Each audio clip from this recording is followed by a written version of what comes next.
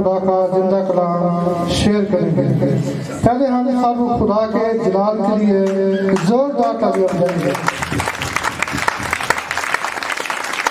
اب ہم خدا کے خادم کے لیے بھی زوردار تالیاں بجائیں گے۔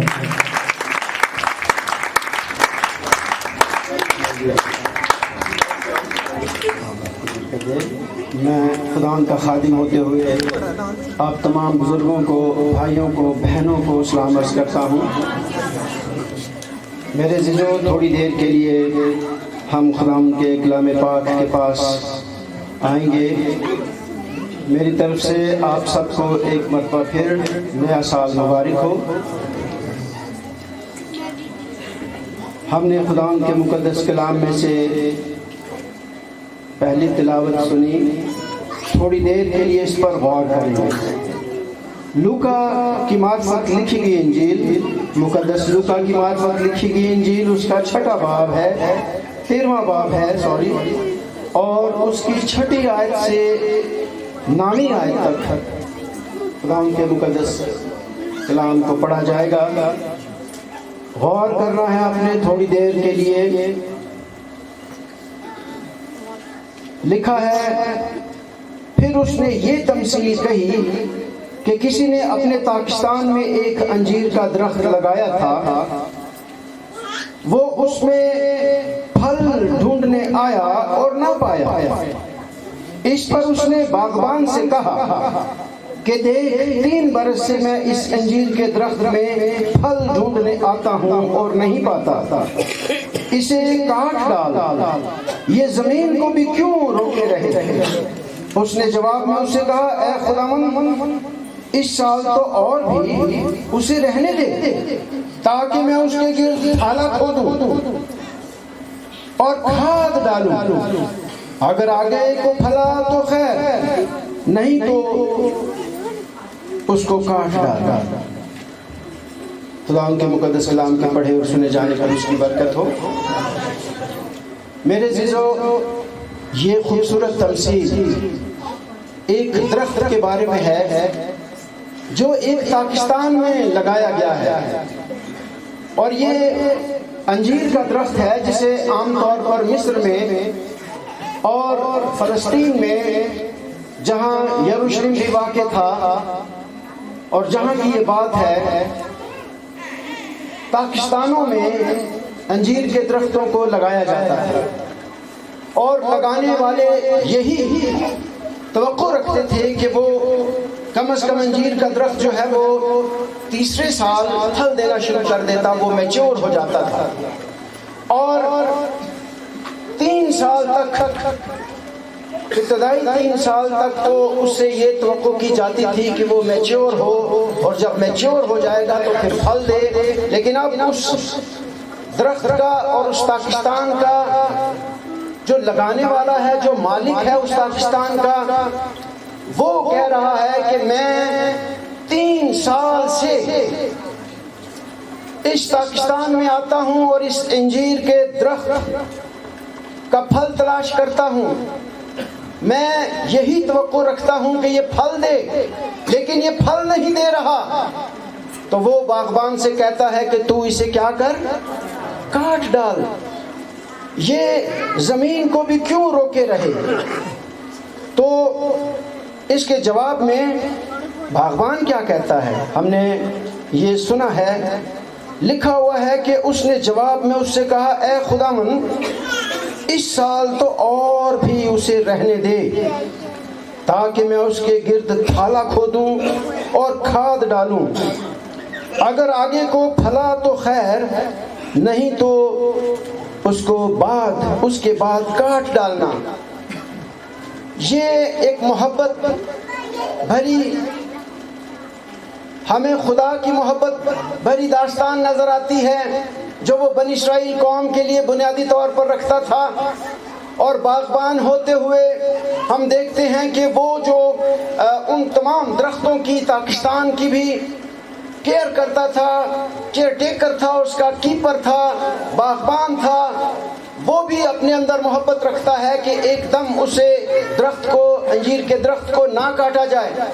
اور شفایتی بات ہمیں یہاں نظر آتی ہے، شفاعت نظر آتی ہے وہ باغبان جو ہے وہ مالک سے درخواست کرتا ہے کہ اے خداوند اس سال تو اور اسے رہنے دے تاکہ میں اس کے گرد تھالا کھودوں اور کھاد ڈالوں، یعنی اور زیادہ اس کی میں کیئر کروں گا، اس پر وقت لگاؤں گا، اسے انرجی دوں گا، فرٹیلائز کروں گا، کیونکہ کھاد جب ڈالی جاتی ہے تو ایکسٹرا طاقت ملتی ہے پودوں کو۔ اور پھر تھالا کھودنا کیا ہے کہ وہ ارد گرد کی جو مٹی ہے اس کو نکالا جاتا ہے اور تاکہ جگہ بنے اور اس میں پانی جائے، اس کی جڑوں کو پانی ملے، کھاد ملے، اسے انرجائز کیا جائے۔ فرٹیلائزر جو ہے، کھاد جو ہے وہ اسے ایکسٹرا طاقت دیتی ہے۔ تو عام طور پر انجیر کے درختوں کو مٹی تو بڑی اچھی ملی ہوئی تھی، کھاد دی نہیں جاتی تھی، کیونکہ اچھی سوائل میں، اچھی زمین میں انجیر کے درخت جو تھے وہ پھل دینا شروع ہو جاتے تھے۔ 3 سال گزرنے کے بعد ہر انجیر کا درخت جو تھا وہ پھل دیتا تھا، اور ابتدائی 3 سال بھی گزر چکے تھے، اور مسلسل 3 سالوں سے یہ باغبان اس پاکستان میں آ رہا تھا، پھل ڈھونڈ رہا تھا، اور کہتا ہے کہ میں پھل ڈھونڈنے آتا ہوں اور نہیں پاتا۔ لہٰذا وہ کہتا ہے کہ اس کو کیا کر، باغبان کو کہتا ہے کہ اس درخت کو کیا کر، کاٹ ڈال، یہ کیوں زمین کو روکے رہے۔ لیکن میرے عزیزو، ہم دیکھتے ہیں کہ خدا جو ہے وہ ایک حد تک ہم سب کو برداشت کرتا ہے۔ بنی اسرائیل قوم کو، جس کی یہ سمبولک پکچر ہے، یہ ایک علامتی تصویر ہے، اس کا بیان ہے کہ خدا نے انہیں بہت برداشت کیا اور ان سے بڑی محبت کی، لیکن بنی اسرائیل نے خدا کو ترک کر دیا، اسے نہ جانا اور اس کی قدر نہ کی۔ وہ پھل جو خدا ان سے چاہتا تھا وہ نہیں دیا، اور پھر یہ تمثیل جو ہے یہ ان کی ایک لاسٹ اپرچونٹی ہے، ان کو آخری چانس دیا جاتا ہے باغبان کی شفاعت کرنے پر کہ اس سال تو اور اسے رہنے دے۔ گریک میں لکھا ہوا ہے کہ اس سال بھی اسے رہنے دے۔ 3 سال گزر گئے، یعنی 3 سال سے اے مالک، اے خداوند تو آ رہا ہے اور پھل نہیں پا رہا، لیکن اس سال بھی اسے رہنے دے، میں اس پر اور ایکسٹرا محنت کروں گا اور اسے جو کچھ چاہیے دوں گا، کھاد دوں گا، پانی دوں گا۔ لیکن میرے عزیزو، یہ درخت ایسا تھا کہ بظاہر نظر نہیں آ رہا تھا، معلوم نہیں ہو رہا تھا کہ یہ اگلے سال بھی پھل دے گا، لیکن یہاں خدا کی محبت نظر آتی ہے۔ ایک اور سال خدا دے دیتا ہے۔ ہمیں بھی خدا محبت کرتا ہے۔ لکھا ہے خدا نے دنیا سے ایسی محبت رکھی کہ اپنا اکلوتا بیٹا کیا کر دیا، بخش دیا، تاکہ جو کوئی اس پر ایمان لائے ہلاک نہ ہو بلکہ ہمیشہ کی زندگی پائے۔ ہمارا خداوند زندگی دینا چاہتا ہے، وہ ہمیں ہلاکت سے بچانا چاہتا ہے، وہ کسی بھی گنہگار کی ہلاکت نہیں چاہتا، ہر ایک گنہگار کی توبہ تک نوبت کو پہنچانا چاہتا ہے۔ وہ چاہتا ہے کہ سب کی توبہ تک نوبت پہنچے، وہ اس قابل ہو جائیں کہ ایمان رکھے خدا کے بیٹے یسوع پر، کیونکہ ایمان رکھنے ہی کے سبب سے وہ نجات پاتے اور بچ جاتے ہیں۔ خدا نے دنیا سے ایسی محبت رکھی کہ اپنا اکلوتا بیٹا بخش دیا تاکہ جو کوئی اس پر کیا کرے، ایمان لائے۔ اب جو لوگ ایمان نہیں لاتے خدا کے بیٹے پر، وہ بچ نہیں سکتے، ان کا انجام برا ہوتا ہے، ان کے لیے ہلاکت کا ہونا ضرور ہے، انہیں سزا ملنا ضرور ہے، ان کی عدالت ہونا ضرور ہے۔ اور یہ ایک ایسی تمثیل ہے جس میں پھر بھی لاسٹ چانس جو ہے انہیں دیا جا رہا ہے۔ یہ خدا کی محبت ہے، خدا نے پورا 1 سال انہیں دے دیا۔ یعنی کہ جب ہم دیکھتے ہیں اس تمثیل کے مطابق کہ ایک اور ایکسٹرا ایئر ان کو دے دیا گیا، ایک اضافی سال انہیں مل گیا۔ یہ بنی اسرائیل کی تصویر ہے، لیکن وہ پھر بھی خدا کے بیٹے یسوع پر ایمان نہ لائے، اسے مسیح قبول نہ کیا۔ لکھا ہے نا کہ وہ اپنوں کے پاس آیا اور اس کے اپنوں نے اسے کیا نہ کیا، اپنوں نے قبول ہی نہ کیا۔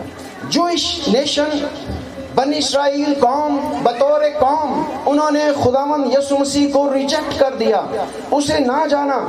خدا نے بے انتہا محبت ان سے رکھی، خدا ہمیشہ ان سے محبت رکھتا آیا، ان کے لیے بڑے بڑے کام کیے، ان کو ملک مصر سے چھڑا کر وہ لایا، اور ایسی محبت کہ خدا نے ان کے لیے بڑے بڑے معجزات کیے اور ان کے ساتھ رہا۔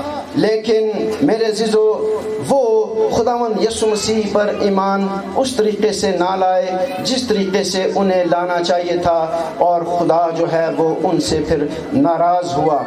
اور ابتدائی طور پر تو جب ان کو وہ ملک بھی خدا نے دے دیا، مصر سے چھڑا کر لایا، اور ان سے کہا گیا تھا کہ تم غیر معبودوں کی پرستش نہ کرنا، تم خداوند اپنے خدا کی عبادت کرنا، تب وہ تمہاری روٹی اور پانی پر کیا دے گا؟ برکت کو نازل کرے گا۔ لیکن وہ غیر معبودوں کے پیچھے چلے گئے، خدا کو انہوں نے ترک کر دیا، اور پھر خدا نے انہیں کیا سزا دی تھی؟ ان کی عدالت کس طرح ہوئی تھی آپ سب جانتے ہیں۔ ان کے ساتھ کیا ہوا تھا؟ وہ کہاں چلے گئے تھے؟ اسیری میں چلے گئے تھے، ان کو اسیری میں بھیج دیا گیا، خدا نے ان کو اسیری میں بھیج دیا، اور پھر 70 برس کی اسیری میں وہ رہے۔ لیکن خدا کی محبت پھر بھی ان کے لیے جوش مارتی رہی، خدا ان سے پھر بھی محبت رکھتا رہا، اور خدا نے ان کے لیے انتظام کیا کہ وہ پھر سے اپنے ملک میں واپس آ جائیں، اور خدا انہیں اس ملک میں واپس لے آیا۔ یہ خدا کی محبت تھی۔ آپ کو پتہ ہے کہ کس طریقے سے نبوکت نظر بادشاہ پورے یہودا کو، بنیامین کے قبیلے کو، یہودا کے قبیلے کو اسیر کر کے غلامی میں لے گیا، اور وہ آج کل کا جو عراق ہے وہاں بابل میں وہ 70 برس تک اسیر رہے، پھر خدا ان کو واپس ان کے ملک میں لے آیا۔ اور اس کے بعد ہم دیکھتے ہیں کہ کس طریقے سے ہیکل کی تعمیر دوبارہ ہو گئی، اور وہ یروشلم برباد ہو چکا تھا، اور اس کا جو پتھر پر پتھر اس وقت بھی باقی نہ رہا تھا، مکانات گرا دیے گئے تھے، ڈیمولش کر دیے گئے تھے، برباد کر دیا گیا تھا۔ 70 برس تک خاموشی تھی وہاں، الو بولتے تھے، اس طرح کا ماحول تھا وہاں، ان کا شہر اجڑ گیا تھا کیونکہ انہوں نے خدا کو ترک کر دیا۔ ہیکل کو بھی برباد کر دیا گیا تھا، جسے وہ سمجھتے تھے کہ ہیکل تو بن چکی، ہم خدا کے ساتھ اپنا ریلیشن شپ، اپنا رشتہ ناتا قائم رکھیں یا نہ رکھیں، رسمی طور پر جا کر وہ ہیکل میں عبادت کر لیتے تھے۔ تو ایسی عبادت کو خدا ہرگز پسند نہیں کرتا تھا۔ خدا چاہتا تھا کہ وہ دل سے اس کی پرستش کریں، دل سے دل کر، لیکن دل سے خداوند کی طرف رجوع نہیں لاتے تھے۔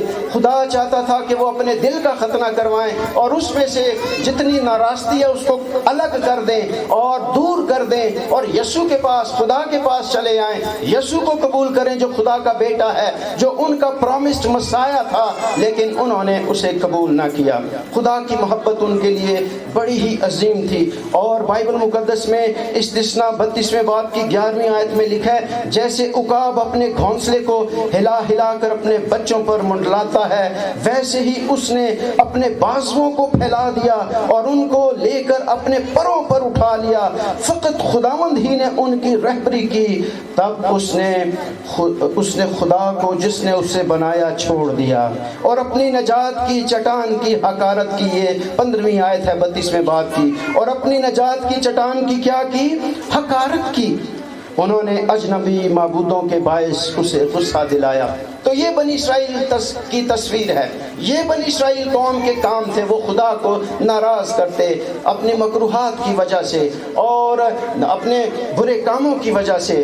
تو یہ ان کا جو پھل خدا چاہتا تھا اس وقت بھی انہوں نے نہ دیا۔ ان کی زندگیاں بار نہ تھیں، وہ روحانی طور سے دور تھے، پھل نہیں دیتے تھے، پھلدار زندگی نہیں تھی، بیرن زمین تھی ان کی۔ جسٹ لائک یہ جو بیرن فگ ٹری ہے، انجیر کا جو درخت ہے، وہ جیسے بھانج کوئی زمین ہوتی ہے، بنجر زمین ہوتی ہے، بھانج عورت ہوتی ہے، اور وہ پیٹ کا پھل اس کا نہیں لگتا، اسی طرح یہ درخت جو تھا 3 سال سے جو مالک ہے وہ ڈھونڈنے کے لیے، جبکہ توقع کی جاتی تھی کہ یہ اچھی زمین پر لگایا گیا ہے، اور یہ پاکستان تھا جہاں لگایا گیا تھا انجیر، اور پاکستان میں تاکیں لگی ہوئی تھی، دوسرے سارے درخت پھلدار تھے، پھل دے رہے تھے، لیکن ایک درخت انجیر کا درخت جو مالک جس پر مالک کی نظر پڑی، یہ وہ درخت تھا جو پھل نہیں دے رہا تھا۔ تو اس نے اسی کو پوائنٹ آؤٹ کیا کہ یہ زمین کو بھی کیوں روکے رہے، باغبان سے کہا اسے کاٹ ڈال،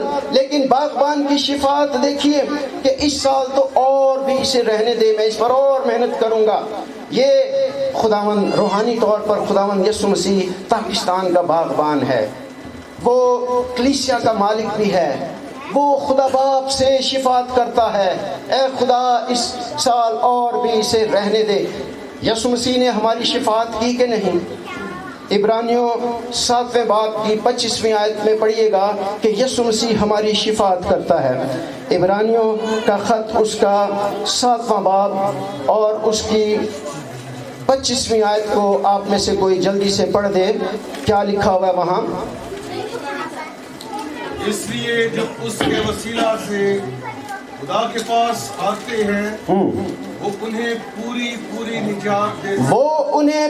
پوری نجات دے سکتا ہے، کیونکہ ان کی شفاعت کے لیے ہمیشہ زندہ ہے، کیونکہ ان کی شفاعت کے لیے ہمیشہ کیا ہے جی؟ زندہ ہے۔ وہ انہیں پوری نجات دے سکتا ہے، وہ نجات دہندہ ہے، آپ کو اور مجھے وہ نجات دینے ہی کے لیے آیا۔ وہ ہمیں پوری نجات دے سکتا ہے، وہ ہمارا نجات دہندہ ہے، لیکن اگر ہم اس پر ایمان لائیں گے، اگر توبہ کریں گے۔ بنی اسرائیل قوم کو یہ کہا جا رہا تھا دوسرے لفظوں میں، یسوع مسیح تمثیلی طور پر تمثیل میں باتیں کرتا تھا، یہ تمثیل بنی اسرائیل کو پیش کر رہا تھا کہ توبہ کر لو، اپنے گناہوں کو چھوڑ دو، مجھ پر ایمان لے آؤ، میں تمہارا مسیح ہوں اور تم پھل لاؤ، لیکن تمہارا پھل نہیں مجھے مل رہا۔ یہ انہیں سمجھایا گیا تھا کہ اب توبہ کر لو، ایک سال اور موقع دیا جا رہا ہے، ایک سال اور موقع دیا گیا۔ یہ اس کی محبت ہے، ہمیں بھی موقع دیتا رہتا ہے، لیکن اگر کوئی ان تمام دیے گئے موقعوں سے فائدہ نہ اٹھائے، یہ اپرچونٹیز ہیں، چانسز ہیں خدا ہمیں دیتا ہے، ہم اس کے بیٹے یسوع کے قدموں میں آ جائیں، ہم اس سے محبت رکھیں، اس سے پیار کریں اور اپنا دل اس کے ساتھ لگائیں اور اپنے دل کا ختنہ کروا لیں اور گناہوں کو ترک کر دیں، توبہ کر لیں۔ گریک میں میٹانوئو جو لفظ ہے، میٹانویا اور میٹانوئو یعنی اباؤٹ ٹرن جیسے کہا جاتا ہے، مڑ جاؤ، الٹے اپنے پاؤں اور اپنا رخ دوسری طرف موڑ لو۔ اگر تم جہنم کی طرف جا رہے ہو، اگر تم دوزخ کی طرف جا رہے ہو، گناہ کی رسیاں تمہیں کھینچ رہی ہیں، تو مسیح کی طرف آ جاؤ، اپنا راستہ بدل لو، اپنا ذہن بدل لو، اپنے خیالات بدل لو، اور اس طرح اپنا دل جب بدل لو گے، خیالات بدل جائیں گے تمہارے، تو خداوند کی طرف رجوع لے آؤ گے۔ لیکن جو توبہ نہیں کر رہے تھے، بنی اسرائیل نے بھی نہیں کی، اور آج بھی بہت سے لوگ ہیں، کئی سال ان کی زندگی میں آتے ہیں میرے عزیزو، ایک سال آتا اور پھر چلا جاتا ہے۔ رسمی طور پر ہم چرچز میں آتے ہیں، رسمی طور پر دعائیں بھی کر لیتے ہیں، لیکن ہماری زندگیاں پھر بھی بھانج کی بھانج ہم رہتے ہیں، پھلدار نہیں ہوتی، بنجر زمین ہوتی ہے، دل کی زمین بنجر ہوتی ہے، اور روحانی طور پر بہنیں بھانج، کلیسیائیں بھانج ہوتی ہیں، اور وہ پروڈیوس نہیں کر رہے ہوتے، روحانی بچے پیدا نہیں کر رہے ہوتے، اور اسی طرح روح کا پھل ان میں نہیں ملتا۔ پھل کیا ہے؟ خدا ہم سے پھل چاہتا ہے، اور خدا کے روح کے بغیر روح کے پھل ہمیں نہیں مل سکتے۔ روح کا پھل کیسے ملے گا؟ میرے عزیزو، ہمیں خدا کے روح کو حاصل کرنے کی ضرورت ہے، یسوع مسیح پر ایمان لانے کی ضرورت ہے، اور پھر ہمیں جو ہے وہ پھلدار زندگی مل جائے گی، خدا ہم سے خوش ہوگا۔ اور روح کا پھل غلطیوں کے خط میں 5ویں باب کی 22ویں آیت سے جب ہم پڑھتے ہیں، روح کا پھل کیا ہے؟ محبت، خوشی، اطمینان، تحمل، نیکی، ایمانداری، حلم، پرہیزگاری۔ ایسے کاموں کی کوئی بھی شریعت مخالف نہیں ہے۔ کیا ہم دوسروں کے ساتھ نیکی کرتے ہیں؟ کیا ہمارے اندر ایمانداری ہے، حلم ہے، پرہیزگاری ہے؟ ہم پاکیزگی سے رہتے ہیں؟ یہ روح کے پھل ہیں. جب ہمارے اندر خدا کا روح ہوگا تو روح کے پھل بھی ہوں گے. اور میرے عزیزو ان 9 پھلوں کا ذکر ہے، یا ایک ہی پھل جس کے 9 ذائقے آپ کہہ سکتے ہیں، 9 رخ ہیں اس کے، ایسا پھل ہے روح کا پھل. یہاں روح کے پھل نہیں لکھا ہوا، روح کا پھل جیسے ایک ہی ہو لیکن اس کے مختلف ذائقے آپ کو ملتے جاتے ہیں. یہ اس کی برکتیں ہیں خدا ان کی. جب ہم میں خدا کا روح آتا ہے تو گویا ہم میں یہ 9 ذائقے ہوتے ہیں. ہماری زندگی میں ہماری گفتگو اچھی ہوتی ہے، بول چال اچھا ہوتا ہے. اس کے علاوہ بھی روح کے جو پھل ہیں، یہ جو 9 بیان کیے گئے ہیں، اور بھی بہت سے پھل ہیں. خدا کا کلام فرماتا ہے ہمیں پھل دینا ہے، پھلدار زندگیاں بنانی ہیں، اور یسوع سے پیار کرنا ہے، اپنا ریلیشن شپ خداوند کے ساتھ قائم کرنا ہے.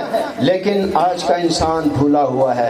بنی اسرائیل قوم بھی بھولے ہوئے تھے. ہم نے استثناء کی کتاب کا جو حوالہ پڑھا، خدا کی محبت دیکھیے جس طرح عقاب اپنے بچوں پر منڈلاتا ہے اور پھر انہیں سکھاتا ہے، انہیں اونچا لے جاتا ہے. خدا ہمیں سربلند کرتا ہے، کامیابیاں دیتا ہے، سرفرازیاں لاتا، ہر سال ہمارے لیے اچھا سوچتا ہے کہ اس سال میرا بیٹا میری بیٹی میرے پاس آ جائے. اس نے گویا ان کو اپنے پروں پر اٹھا لیا اور دور سے مصر سے لے آیا، اور سارا راستہ ان کے لیے بند کیا گیا تھا.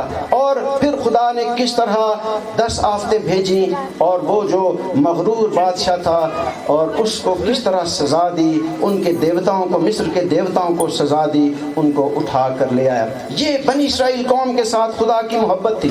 محبت کی ایک اور تصویر ہم اسی طرح دیکھتے ہیں.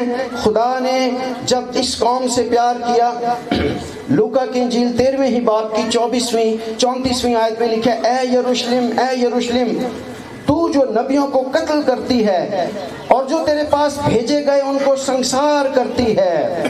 کتنی بار میں نے چاہا کہ جس طرح مرغی اپنے بچوں کو پروں تلے جمع کر لیتی ہے، اسی طرح میں بھی تیرے بچوں کو جمع کر لوں، مگر تم نے نہ چاہا. یعنی وہ یروشلم کے لوگ اس وقت جب خداوند ان سے مخاطب تھا، خدا سے دور تھے. وہ تماثیل میں کلام کر رہا ہے اور وہ خداوند پر ایمان نہیں رکھتے تھے. خدا اپنی محبت کو وہاں ظاہر کر رہا تھا ان کے سامنے، اور اس کے ساتھ ساتھ اپنی ججمنٹ، جو آنے والی خدا کی ججمنٹ، خدا کی عدالت، اس کا بھی ذکر کرتا ہے کہ اگر تم توبہ نہ کرو گے، 1 سال تو تمہیں دے دیا جاتا ہے، یہ سال تم لے لو، لیکن اگر پھر بھی پھل نہ دو گے تو بالآخر باغبان بھی کیا کرتا ہے کہ اگر اس سال تو اور اسے رہنے دے، اگر آگے کو پھلا تو خیر، ورنہ تو کیا کرنا، اسے کاٹ ڈالنا. تو اس نے یہ نہیں کہا کہ میں کاٹ دوں گا، پھر بھی اس نے کہا خدا تو مالک ہے، اگر یہ اگلے سال پھر پھل نہ دے گا، 1 سال اور رہنے دے، تو پھر تو اسے کاٹ ڈال. تو یعنی خدا خود، تو خدا ہمیں کاٹ ڈالتا ہے. ایسے بہت سے لوگ کٹ گئے جو خدا کی طرف نہ تھے، یعنی ہلاکت کا اشارہ ہے. لیکن وہ کسی بھی گناہگار کی کیا نہیں چاہتا، ہلاکت نہیں چاہتا. میرے عزیزو، اس لیے اپنا ریلیشن شپ خداوند کے ساتھ صحیح کیجئے. آپ کا یہ نیا سال ایسا سال ہو کہ جس میں خدا آپ سے خوش ہو، خدا آپ سے خوش ہو، اور آپ کے گھرانے پر اس کی برکت ہو. خدا ہمارے گھرانوں میں کیا کچھ نہیں دیتا، ہمیں سب کچھ دیتا ہے. ترقی دیتا ہے. ہمارے بچوں کی جب شادیاں ہوتی ہم خوش ہوتے ہیں اور بہت کچھ کرتے ہیں، بہت پیسہ لگاتے ہیں، انجوائے کرتے ہیں. لوگوں کو میں نے دیکھا، اور پھر اپنے گھر بناتے ہیں، بڑے خوبصورت گھر بناتے ہیں. اچھی بات ہے، بنانے چاہیے، خدا جب دیتا ہے تو. اور پھر اپنی خوشیاں پوری کرتے ہیں، لیکن کبھی خدا کو بھی خوش کیا، کبھی اس کو بھی کچھ دیا. لیتے ہم خدا سے ہی ہیں. کس کے دیے ہوئے میں سے ہم خدا کو دیتے ہیں؟ خدا کے دیے ہوئے میں سے. وہ ہمیں بہت کچھ دیتا. یہ درخت بھی بہت کچھ لے رہا تھا. کیا کچھ لے رہا تھا؟ باغبان اس پر بڑی محنت کر رہا تھا. جس طرح دوسرے پودوں کو وہ دیکھتا ہے، گوڈی کرتا ہے، پانی دیتا ہے، کیا اس کو وہ پانی نہیں دیتا ہوگا؟ دیتا ہوگا. اس کی بھی گوڈی بھی پہلے کرتا ہوگا، کیئر کرتا ہوگا، اور پانی دیتا ہوگا. محنت لے رہا تھا، پانی لے رہا تھا، بہت کچھ لے رہا تھا.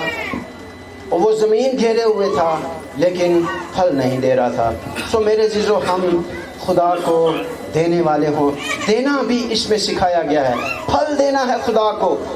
ہم اپنا تن من دھن سب کچھ اس کو دے دیں. ابھی ایک ایڈر صاحب آیت پڑھ رہے تھے کہ اب اے اسرائیل تو خداوند اپنے خدا سے کیسے محبت کر, کیسے محبت, اپنے سارے دل سے, ساری جان, ساری توانائی سے, ساری قوت سے, سب کچھ تن من دھن سے ہمیں خدا سے پیار کرنا ہے. اس سے بڑھ کر کچھ اور بھی نہیں ہے. لیکن میرے عزیزو, ہمارے دل کی سختیاں ہمیں روکے ہوئے ہیں, ہمیں روک لیتی ہیں. جیسے زمین پر ہی ہم نے اپنا مال سب کچھ جمع کرنا ہے.